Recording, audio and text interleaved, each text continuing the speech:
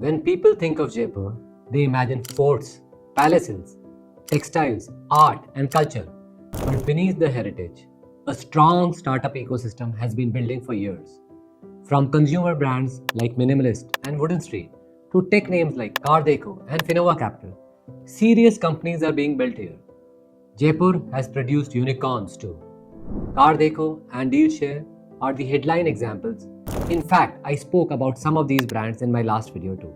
Today, Jaipur ranks around 161 globally and number 8 in India on Startup Link's Ecosystem Index, with roughly around 200 plus tracked startups in the city. At the state level, iStart Rajasthan reports 7,100 plus registered startups with 1,000 crore plus investment funding. So, if you are an aspiring entrepreneur or an early stage founder, these aren't just feel good stats. They explain why, in early stages, building from a tier 2 or a tier 3 city can be a smart advantage. The first advantage is cost. See, one of the biggest reasons startup fail is running out of cash. Metros cost shorten your runway and raise your burn. In tier 2, offices, small warehouses, and basic ops are far cheaper and hiring is more affordable. You can channel more money into people and product instead of rent and overheads. You build more with less and buy time to get product market fit. The second advantage is team retention. In metros, generally job switches are frequent. People tend to move from one company to another. But in tier 2, teams tend to stay longer. What I have observed is that people in tier 2 aspire sustainable growth rather than abrupt job switches, which provides overall business stability from hiring and team growth perspective. Now you may think that building from a tier 2 is a trade-off between access to better ecosystem and cost or talent. But that's not the case. Digital infrastructure and a robust travel network today have leveled the playing field. Cloud and collaboration tools give you access to work remotely and collaboratively. Furthermore, access from cities like Jaipur, Nagpur, Raipur to New Delhi and Mumbai, where you can be there in just few hours, not only gives you national access but also global access. Smart founders know how to leverage both digital rails for scale and physical logistics for delivery. But as I always say, no matter where you are building from, business fundamentals do not change, whether it is a metro or a tier 1 or a tier 2 city. If you genuinely want to build a good business, you need to keep the following things in mind. Move from a promoter-led model to a leadership-driven model.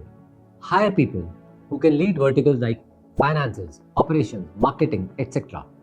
As a business owner, your job is to remove bottlenecks and keep execution moving without you. Secondly, move from control to systems. Set up simple dashboards, conduct weekly reviews, create clear SOPs so that you have visibility without micromanaging. When systems carry the load, you can focus on customer and growth. Last but not the least, move from retaining talent to building a culture. No matter where you're building from, people today want to stay in an organization that keeps their promises, not just to their customers, but to their employees also. In fact, culture shows up in small things, and if you want to grow as a business, make a team that grows alongside, a great culture that is non-negotiable. Before I wrap up this video, I want to acknowledge that while all this sounds good, there are certain disadvantages for being in tier 2 and tier 3 cities. Like sometimes access can take longer, big investor meetings or enterprise sales which might need you to travel, or certain roles which are very scarce or difficult to find. But again, all these things can be handled if you plan well in time. See, all I'm saying is that there is no right or wrong to build a startup. All you have to do is take a call. See what trade-off you can make to ensure that the business survives. And while many think that they have to be in a metro or a tier 1 to be successful, well, that's not the case. In summary, if you build a system, hire well, let go of controls, build a great culture, and manage and control costs in early stage, you can do world-class work, raise meaningful capital, and scale nationally or globally, no matter what city or town you come from. So good luck to all you founders out there and best wishes for building your startup. Keep on building. If this helped, like the video and subscribe so you don't miss the next one. And drop your questions in the comment. I'll try to cover them in the upcoming videos.